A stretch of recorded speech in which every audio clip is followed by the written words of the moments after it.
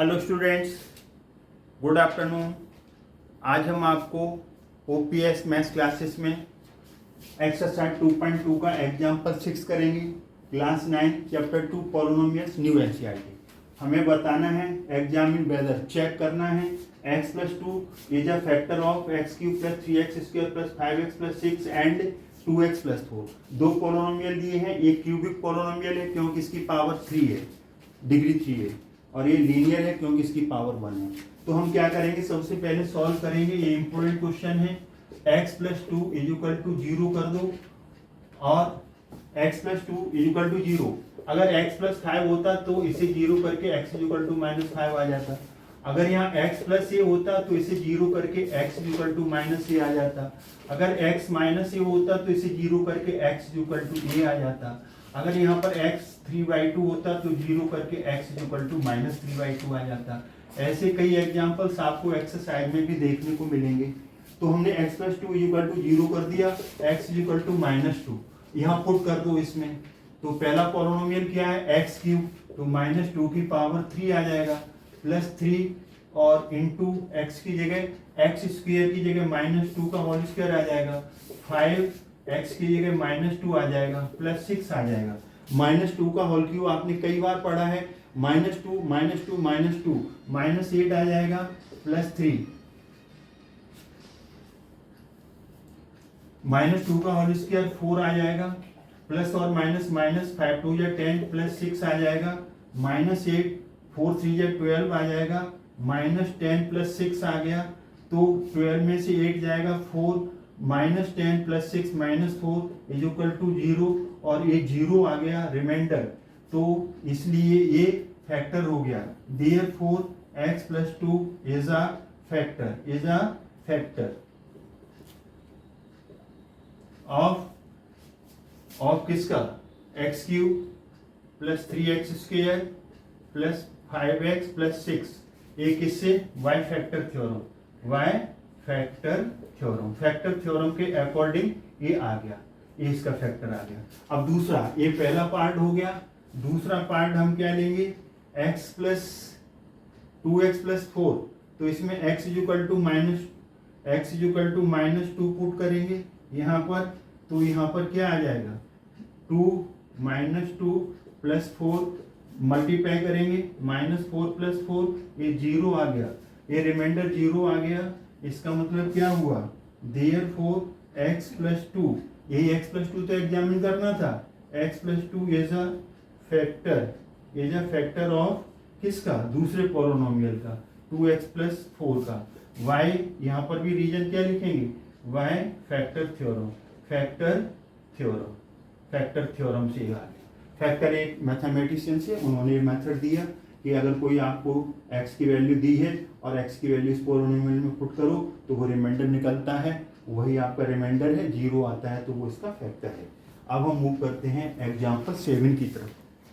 Example 7 है students, find the value of k। k एक constant है, k की जगह p भी हो सकता है, a कुछ भी लिख सकते हैं। If x - a is a factor of 4x³ + 3x²। यहाँ पर क्यूब होना चाहिए, 4x³ होगा यहाँ पर, ये यहाँ पर आपका 4x³ है, 3x² - 4x + k। तो यहाँ पर सॉल्यूशन में क्या करेंगे, हमने अभी कहा था कि जिसको भी एग्जामिन करना है, जो इसका फैक्टर है, तो जो फैक्टर है तो इसे 0 कर दो, x = 1। अभी थोड़ी देर पहले हमने बोला था अगर यहाँ x + 1 होता तो इसे 0 कर दे तो x की वैल्यू -1 आती। अगर यहाँ x + 5 होता, 0 करते तो x की वैल्यू -5। कोई भी केस आ सकता है। यहाँ पर केस क्या है, x - 1, 0 कर दो। अब इसमें पुट कर दो, क्या पुट कर दो, x = 1 तो 4 × 1 का क्यूब -3 × 1 का स्क्वायर -4 × 1 + k। x + 1 फैक्टर है, since x - 1 is a factor, ये फैक्टर है तो फैक्टर थ्योरम से इसका रिमाइंडर 0 आना चाहिए, तो हमने 0 कर देंगे। जब भी आपको वैल्यू k निकालनी है, p निकालनी है अननोन की, तो वो फैक्टर है तो इसको पूरे पॉलिनोमियल को 0 कर दो। तो 1 का क्यूब 1 आएगा, तो 4 × 1 आ जाएगा, 1 का स्क्वायर 1 आएगा, 4 1 जा 4 आएगा, प्लस k आएगा = 0, 4 1 जा 4, 3 1 जा 3, -4 + k = 0, 4 - 4, 1 + 1 माइनस कैंसिल हो जाएगा, तो -3 + k प्लस के इज इक्वल टू 0, तो के इज इक्वल टू -3 इधर जाएगा तो पॉजिटिव हो जाएगा, तो 0 + 3 आ जाएगा। 0 किसी में भी ऐड करोगे वही नंबर, तो ये आपकी वैल्यू आ गई के इज इक्वल टू 3। अब हम मूव करते हैं एग्जाम्पल 8 की। हेलो स्टूडेंट्स, ये मिस्टेक ये हो रही है, ये प्लस है तो यहाँ प्लस आएगा, यहाँ प्लस आएगा, यहाँ प्लस आएगा, तो ये पॉजिटिव आएगा। 3 इधर ले जाएंगे तो नेगेटिव हो जाएगा। 0 - 3, 0 - 3 करेंगे, 0 में से कोई भी नंबर माइनस करोगे तो वही एज इट इज आ जाएगा -3। ये आपकी के की वैल्यू है। तो ये हमारी मिस्टेक थी, उसको हमने रिमूव किया, करेक्ट किया।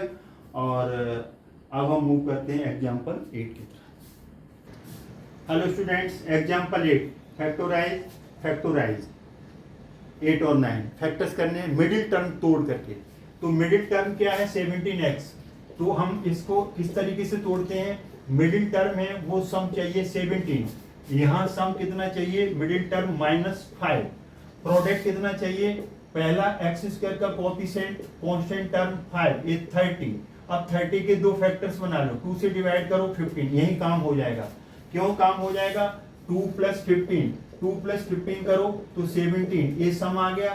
2 × 15 करो 30, ये प्रोडक्ट आ गया। बस ये कंडीशन दोनों फॉलो होनी चाहिए। तो यहाँ पर 6x², 17x को हम क्या लिख देंगे? 15x + 2x, 15 + 2 17 बन गया, और 15 का 2 से मल्टीप्लाई करेंगे 30 बन जाएगा। 5 एज इट इज आ गया। तो हम क्या करें यहाँ पर? 6x², पहले हम यहाँ 2x लिख लें, फिर 15x लिख लें, और +5, 5 को × 1 लिख दें, कोई अंतर नहीं पड़ेगा। इन दोनों में से 2x कॉमन है, 2 6 को क्या लिख सकते हैं? 2 × 3, तो यहाँ से 2 कॉमन आ जाएगा, और 2 यहाँ से कॉमन आ गया। 2 × 3 = 6, ये 3 बचा, एक x बचेगा। 2x चला गया तो × 1 सब में होता है, +1 आएगा। यहाँ पर 5 में 3 × 5 छिपा हुआ है, ये 5 इसमें से कॉमन आ जाएगा, तो 5 कॉमन आ गया, तो यहाँ से 3 बचेगा, या 3x, यहाँ +1 बचेगा।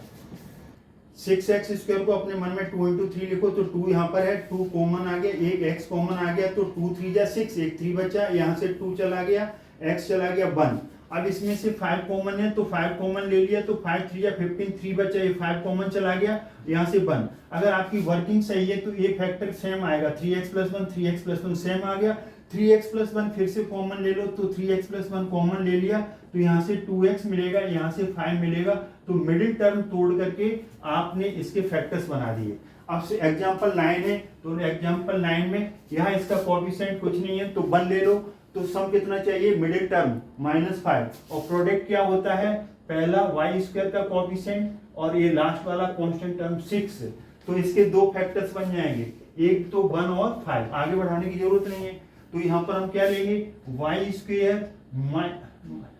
एक यहाँ 6 और 1 बचेगा, 6 और 1, तो -6y + 1y + 6। देखिए -6 + 1, -6 + 1 करोगे तो -5, ये सम आ गया आपका, और -6 और 1 का मल्टीप्लाई -6, ये प्रोडक्ट आ गया। दोनों कंडीशंस फॉलो हो रही हैं।